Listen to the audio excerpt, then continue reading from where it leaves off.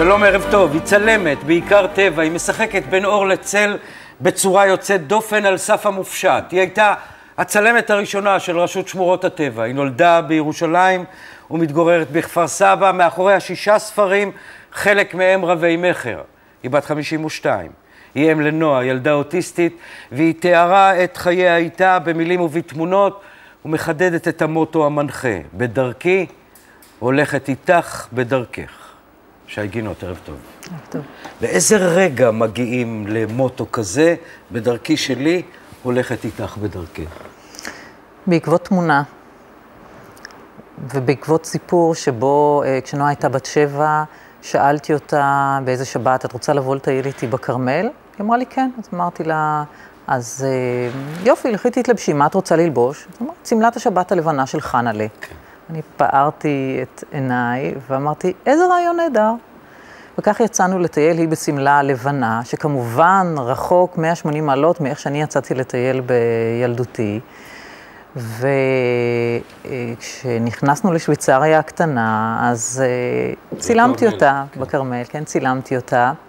וכשהסתכלתי על התמונה, אמרתי, הרי אלמלא הייתי נותנת לה ללבוש את אותה סמלה לבנה, אני לא הייתי מרוויחה את הצילום. אז באותו רגע הבנתי שהקשב הזה לדבר שהיא כל כך רוצה לעשות, משול לאותם דברים שאני... כי בדרך כלל הילדה רוצה לעשות דברים שבאופן טבעי את לא רוצה לעשות באותו רגע, או דורשת את הדרישות שהן לא הגיוניות? הבנת המציאות שלה כן. היא כל כך שונה מהבנת המציאות שלי, שכל ההתנהלות שלה מוזנת מסרטים ומהמציאות. אתן לך דוגמה מלפני שבוע, הלכנו לראות סרט, כשיצאנו היא אומרת, אמא, אבל אמרת שנקנה משהו טעים אחרי הסרט. אמרתי לה, נכון, מה את רוצה? אז היא אומרת לי, ואנחנו כבר במכונית, היא אומרת לי, כשנגיע אני אגיד לך. אני אומרת לה, נועלה, אבל אני צריכה לדעת לאיפה את רוצה שניסע. והיא חוזרת על זה. כעבור כמה זמן אנחנו עוברים על פני איזה גלידריה, בסופו של דבר שואלים אותה, את רוצה גלידה? אז היא אומרת, כן. אנחנו חוזרים לגלידריה ואני שואלת אותה, תגידי נועה, למה כששאלתי אותך מה את רוצה לא אמרת לי? אז היא אומרת לי, כי צריך לספור פעמיים. אני אומרת לה, מה זאת אומרת? אז היא אומרת, אסור להגיד מה שרוצים. אני אומרת לה, ומי אמר לך את זה? אז היא אומרת, ראיתי את זה בפלאי קלעים. זהו. ההמלצה שהיא מקבלת בסרט היא לא פחות מההמלצה שאני נותנת לה על המציאות. בת כמה נועה? כמעט 15. כמעט 15. ואת מתחילה לצלם הרבה לפני שנועה מגיעה לעולם. כן. העובדה שפתאום את מבינה שיש לך בת אוטיסטית, תכף נבין גם קצת איך את מבינה את העניין הזה. היא מכשלה בקריירה שלך כצלמת? זה גורם... היא מעצבת אותה. נגיד ככה, נוצרו 3 ספרים לפני שנועה נולדה, לפני שהיא הובחנה, ו3 ספרים מאז שהיא הובחנה. עד שנועה נולדה, את כבר צלמת, את יודעת שאת רוצה לצלם, וגם יש לך את הקו, את להבדיל מכל העולם שסביבך, שרץ ומצלם אקטואליה, וכל מה שיש בתוך האקטואליה, לא ניכנס כעת לפירוט, את הולכת למקום אחר לגמרי, את הולכת לטבע, את הולכת למראות נוף, ואת עושה איזשהו חיבור בין הסביבה שלנו לאדם בצורה שאחרים באותם רגעים ממש לא מסתכלים על זה בצורה הזאת. כן. תראה, אני ספגתי הרבה מאוד טבע בקורות חיי. בבית היינו אנשי החברה להגנת הטבע בשנות ה-60. באמת? כן, טיול משפחות. מהמשפחות האלה שקמות בשבת ב-7 בבוקר ומחכות בצומת שיבואו לאסוף אותם? כן, בדיוק.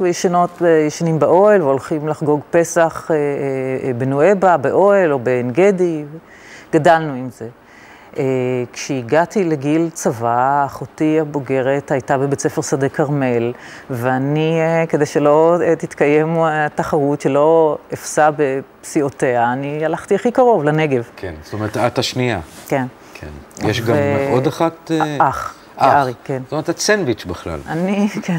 מצוקות של סנדוויץ', אוקיי. עכשיו אנחנו כבר מתחילים לפתוח. ומאיפה בא אבא ואמא שעניינם ב-1960 היה רשות שמורות הטבע? אימא שלי היא ילידת שוויץ. היא הגיעה לארץ שנתיים לפני שנולדתי עם אבי, עם אחותי, וגרנו בירושלים. היא לא יכלה לסבול את האורנים, היא רצתה טבע טבעי, אבל מקומות המגורים שלנו היו לפי עבודה של אבי. זאת אומרת, כשאת תיארת את הצילום הזה בשוויץ הקטנה על יערות הכרמל, היא הייתה מגחכת לשמוע, אמא שלי אמרה, מי שנתן את השם לשוויצריה הקטנה, לא היה בחייו בשוויץ. כן, כנראה שזה נכון גם. זה נכון. כן. מתי את לוקחת מצלמה ליד ואומרת, זה הכלי שלי? כמו מרבית הדברים בחיים שהתגלגלו באופן לא מתוכנן, גם הצילום הגיע ככה. ההדרכה האחרונה שלי בבית ספר שדה בוקר הייתה לקדש ברנע. אז היה מצרים, אז היה כמובן שטח ישראל, היום זה מצרים. טיול של החברה להגנת הטבע, כולל לינה בשטח. בין המטיילים היה תייר גרמני, מנהל אכסניית נוער, בדיעבד אני יודעת, בן 65, הסתובב עם תיק גדול. אני עד אז לא עסקתי בצילום. ותרגמתי לו ונתתי לו תוספות שנותנים לתייר. בסוף הטיול הוא בא להיפרד ואמר לי, תראי, אני מגיע לארץ אחת לשנתיים, במסגרת אגודת הידידים ישראל-גרמניה, ואני תמיד מתוסכל מזה שאני לא יכול לצלם פרחים. האם תסכימי בעוד שנתיים לקחת אותי לראות את הנגב בפריחתו? כשהוא הגיע לארץ, זה היה בשנת 81, הנגב פרח כולו, ובסוף טיול הפרחים נכנסנו למערת סדום, באופן... מערת סדום ליבשת לוט. נכון. כן. מערת סדום, ארוסה, משוברת גיאולוגית, וכולנו נכנסנו עם פנסים שנטענו בחשמל. אסור להיכנס אליה, כבר אז היה אסור להיכנס אליה. אז היה מותר, הדרכנו שם, 10 דקות הליכה, נכנסים. אוקיי. כעבור 5 דקות לכולנו קבעו הפנסים, והסיפור הזה נגמר ב4 שעות של הליכה על סף תהום, בתוך המערה, עד שיצאתי והוצאתי אותם החוצה. וכשהוצאתי אותם החוצה, טוני ניגש ואמר לי, חילצתי הרבה אנשים באלפים, אבל בעצמי לא עברתי חוויה כזאת, אני רוצה לתת לך מצלמה מתנה. את זוכרת את החילוץ? מה את רואה? אני נכנסתי לא פעם ולא פעמיים למערה הזו, אחרי 30 סנטימטר אתה לא רואה שום דבר. כלום, כלום. אתה אוסף נר נשמה וסוויטשר וכל מיני דברים, ובטוח שכל העולם רואה אותך בחוץ, רואה מכונית נטושה, אבל לא. באיזשהו שלב, אחרי איזה 3 שעות שהסתובבנו שם, הגעתי לערובה האמיתית המוכרת לי, ואמרתי להם, עכשיו אתם נשארים פה, ואני יוצאת לבד. ועקבתי אחרי איזה שריד של איזולירבנד, עקב בצד הגולדל, יצאתי החוצה, עצרתי נהג משאית, לקחתי ממנו נר, ונכנסתי לחלץ אותם. בחזרה. כן. וכך מתחיל הסיפור של הצילום בעצם? כעבור שנה הוא העביר באמצעות חברה, הוא העביר לי מצלמה עם 2 עדשות. אני למדתי אז ביולוגיה באוניברסיטה העברית ותעודת הוראה במכון כרם בירושלים. והמורה שלי לאומנות יהודית, סבינה שווייד, חילקה לנו רשימת עבודות ביבליוגרפיות. ואני לא יודעת מאיפה קפץ לי המשפט הזה, אבל ניגשתי אליה ואמרתי לה, סבינה, קיבלתי מצלמה. אני אוהבת מוזיקה, אני רוצה לעשות תוכנית אור קולית על סיני. זה היה 82, החזירו את סיני. והיא שאלה אותי, עשית את זה פעם? אז אמרתי לה, לא. אז היא אמרה, אז אם ככה את יכולה. ומפה זה מתחיל. ומפה זה התחיל. ואם אני חוזר רגע לילדה, באיזה רגע את מזהה שנועה אוטיסטית? זה היה, קודם כל לא אני זיהיתי את זה, הקדימו, כשנועה הייתה בת 2.25, סביבות החגים, ראש השנה הייתה אצלי גיסתי שהיא גננת, השארתי אותה לשמור על הבת לאיזה 15 שעה, וכשהיא יצאה היא אמרה, שי, תראי, נראה לי שאת צריכה לקחת את נועה לאיזה בדיקה, כי היא לא התייחסה אליי בכלל, והתעלמה ממני, וזה לא מתאים לגיל הזה. אמרתי לה, אוקיי, עכשיו זאת כבר הייתה הערה הראשונה, כי הערה הראשונה הייתה של הגננת, שאמרה לי, שי, תראי, כשאני קוראת לה מלפנים, היא שומעת אותי, כשאני קוראת לה, עומדת מאחוריה, היא לא שומעת אותי. תעשו לה בדיקת שמיעה. אז חיברנו דבר ועוד דבר, ובערב חג סוכות נסענו לעשות לה בדיקת שמיעה. ויצאנו משם אחרי 4 שעות, עם אבחון שנועה יש לה קווים אוטיסטיים. זאת אומרת, את נכנסת לבחון שמיעה של הילדה, ואת יוצאת כשאומרים לך שהילדה עם קווים אוטיסטיים? כן. מה קורה באותו רגע? תשמע, אני לא ידעתי אז מה זה אוטיזם. מדובר אז על 1 ל10,000 לידות, היום מדברים על 1 ל200, פלוס מינוס. זאת אומרת, לא ידעתי שום דבר. אז שאלתי את המאבחנת הפסיכיאטרית וכל הצוות שעמדו שם, אבל איך את יודעת שהיא לא סתם בת אינדיבידואליסטית לשני הורים אינדיבידואליסטים? אז היא אמרה לי, כי ראיתי אלפי ילדים. זהו. אז הבנתי שיש איזה משהו. ואז מה קורה לך? את עוסקת בטבע. והטבע הוא מאוד ברור, הוא לא נותן צ'אנס לליקויים כאלה ואחרים. והתמונות שלך מלמדות שאת יודעת מהו הכוח הזה. מה את עושה? איך, תסבירי לי איך נכנסים בכלל לבעיה הזאת. אז זה מתנהל במקביל, זאת אומרת, השאלה שלך בעצם מחולקת לשניים. זה שהטבע לא מקיים את החלשים, כי זאת המערכת הטבעית, זה ה-survival of the fitness. אבל האדם, בניגוד לחיה, יש לו את המקום המוסרי שלו. ובמקום המוסרי אתה לא שומר רק את מי שיש לך תועלת ממנו. אין לך מושג קלוש על מי נמצא פה ולמה הוא נמצא פה. ומהמקום המוסרי אנחנו בעצם מחויבים לשני העולמות. אחד, לשמירה של הילדים שלנו כמהילדים שלנו, ובכלל של אוכלוסייה מגוונת, כי אנחנו בני אדם עם איזשהו גרעין מוסרי, והדבר השני שהוא השלכה מקבילה של זה, זה לשמור על כדור הארץ. שניהם דורשים מאיתנו להיות מוסריים ולא רק פרגמטיים. עכשיו, ההגעה לזה הייתה, זה תהליך כמובן של שנים, זאת אומרת, אחרי האבחון מיד, הפרקטיקה היא ללכת לטפל בנועה, לתת לה את הטיפולים שאפשר היה אז להציע, הכי טוב מה שאפשר, לשחות בתוך היום-יום הזה שבו היא ממשיכה להיות בגן רגיל, אז לא היו עוד אלוטפים, גנים מיוחדים לילדים, ולתת את התוספות. ואם אתה שואל מה קרה אז לעולם היצירתי, אז העולם היצירתי זה משהו שכשיש לך אותו, אז הוא לא נפרד ממך אף פעם.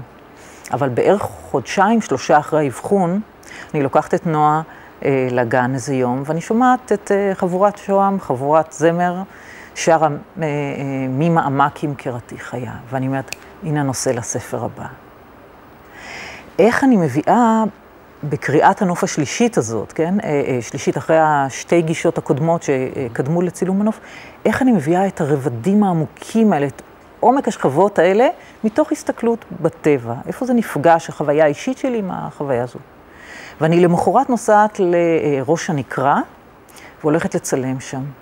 אלא שבפעם הקודמת, בשנות ה-90, כשצילמתי את לגעת באור, חיפשתי את המפגש של האור עם הסלע. הפעם חיפשתי את העומק, והתוצאה הגיעה. ולהפתעתי, בעומק הגדול היה אור בלתי רגיל. ואמרתי, זהו, זה הנושא. עכשיו, היות שמדובר בנושא רב-שכבתי, לאט לאט נבנה גם הרעיון הנפלא מבחינת הפרקטיקה של היומיום, שבמקום להסתובב בנוף, אני מסתובבת בארכיון. זאת אומרת, בארכיון היו כמה עשרות אלפי צילומים, אני לוקחת שיקופית, נגיד מהצפון, אחת מהדרום, שמה אחת על השנייה, ויוצרת סנדוויץ' בעצם. כך שנוצרות לי 2 שכובות של צלולויד, אבל תמונה שהיא רב-ממדית. ואם נחזור רגע לנועה, אנחנו מדברים בעיקרון על ילדים אוטיסטים, כאילו הלקות המסוימת בקשר זו לקות מצד אחד, אבל היא מקבלת הרבה מאוד יתרונות מהצד השני, של תכונות כאלה ואחרות שהן יותר מהסטנדרט שאנחנו מכירים. מצאת את זה גם אצל נועה. קודם כל, זה חלק מהאוכלוסייה של האוטיסטים. זה מיתוס? זה לא נכון? לא, זה לא שזה מיתוס, זה חלק מהספקטרום האוטיסטי, אנשים שיש להם בולטות מאוד גדולה, קוראים לזה איים של יכולת. בולטות מאוד מאוד גדולה מעבר לסטנדרט. היה מפורסם המקרה של הבחור שהיה מסוגל תוך כדי טיסה לצייר. זאת אומרת, הוא טס על פני לונדון, ירושלים, נדמה לי, ערים אחרות, צייר את הכל. יש מתמטיקאים, במהלך של טיסה אחת, כן. יש אנשים עם יכולות שהם מעל ומעבר לאוכלוסייה הרגילה. אני יוצר אותך לרגע אחד, כי לפני שתספרי לי על מה המיוחדות של נועה, אנחנו נצא רגע להפסקת פרסומות ואנחנו נחזור. יוצאים חוזרים.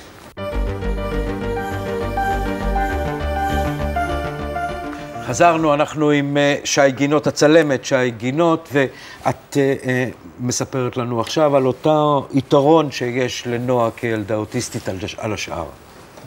אני לא יודעת אם זה על השאר, אבל הוא לפחות בטווח הנורמה, כי בסיפור הזה של איים של יכולת יש מקומות שהם כל כך לוקים, שאתה לא מוצא את הקשר בינם בינך וביני. ויש מקומות אחרים שיש להם יכולות. נועה כותבת תסריטים.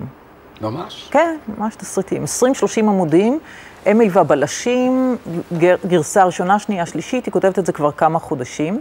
לפני זה היה... תסריט כתסריט, עם פתיחה, עם תמונות. חושך, חוץ, פנים בית, אבל התכנים הם תכנים מה הם התכנים? את מחייכת חיוך גדול. תראה, קודם כל, השפה שלה, בניגוד לשפה התקשורתית, השפה המדוברת שלה היא שפה, כמו שפעם קראו לזה שפת תנ"ך. חולצתה המכופתרת ושרוכיה הרכוסים ומילים מיוחדות כמו קוקיות ורומות, שזה חצי ורודות, חצי אדומות. היא ממציאה את השפה שלה. יש עוד הרצאות מהסוג הזה?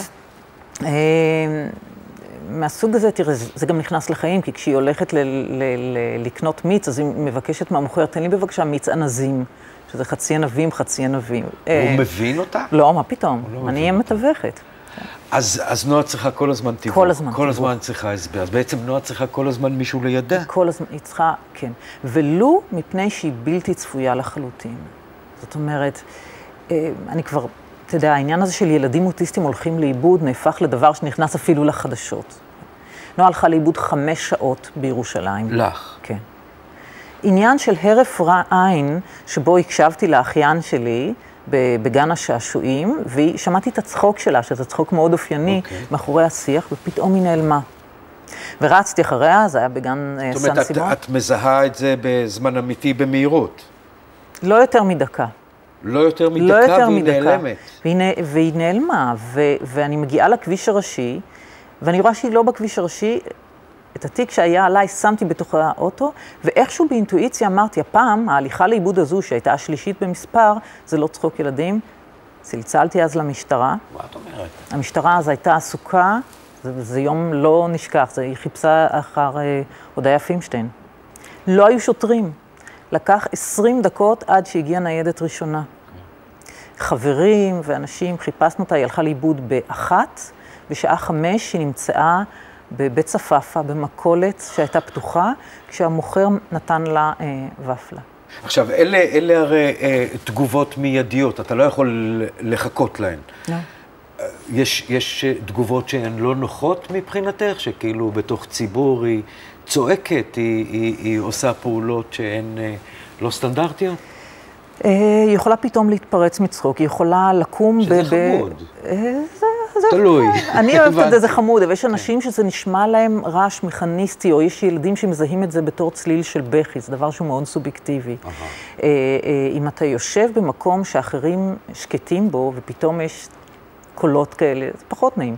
אם במסעדה היא פתאום מתחילה לרוץ ברונדלים, זה קצת פחות נעים, וגם הפנייה שלה... גם היום בגילה היא יכולה לרוץ ברונדלים, לא רק בגיל 4, 5, 6?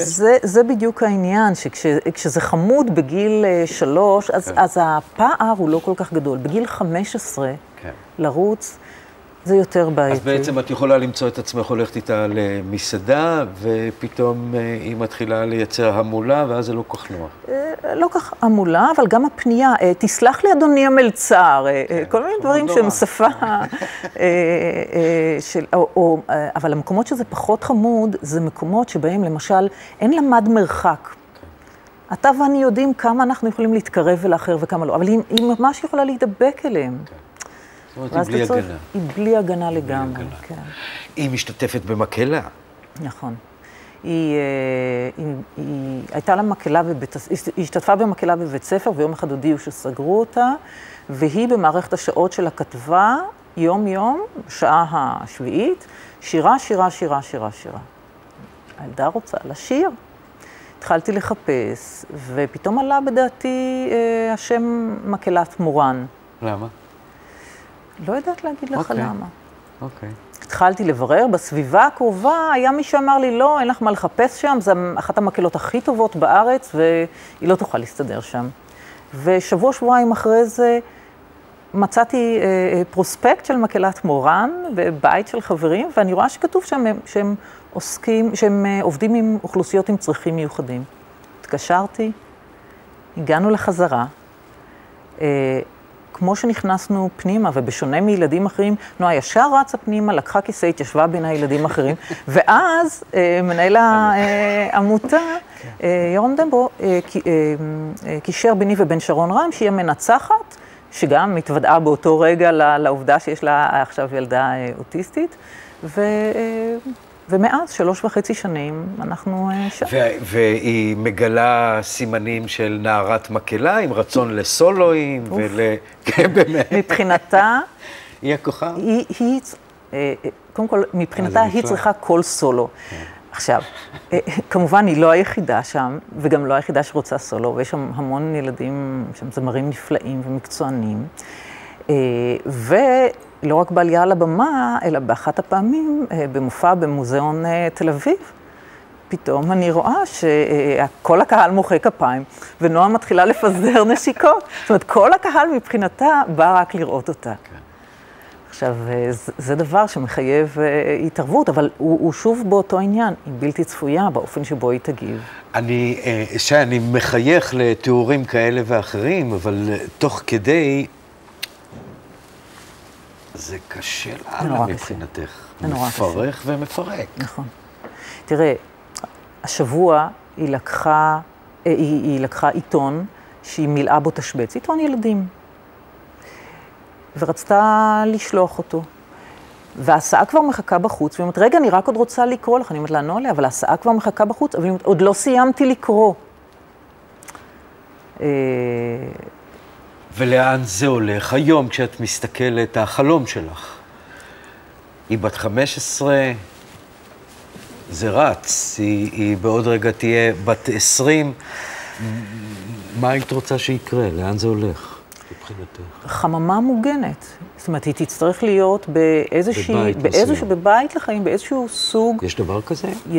יש יותר ויותר, כי האוכלוסייה, יש בה, שוב, 1 ל-170-200, תעשה חשבון, יש הרבה מאוד אנשים עם אוטיזם על הספקטרום הרחב, כל אחד עם היכולות והקשיים שלו, הם לא יכולים להתנהל בסביבה שהיא לא מוגנת. בתוך זה אני כמובן רוצה שיהיה לה מקום לשמור את שמחת החיים שלה, לעשות דברים שהם... וברגע שיהיה לה מקום, אז יכול להיות שגם לך יהיה קצת יותר מקום לעבודה שלך. כן. מה הספר הבא?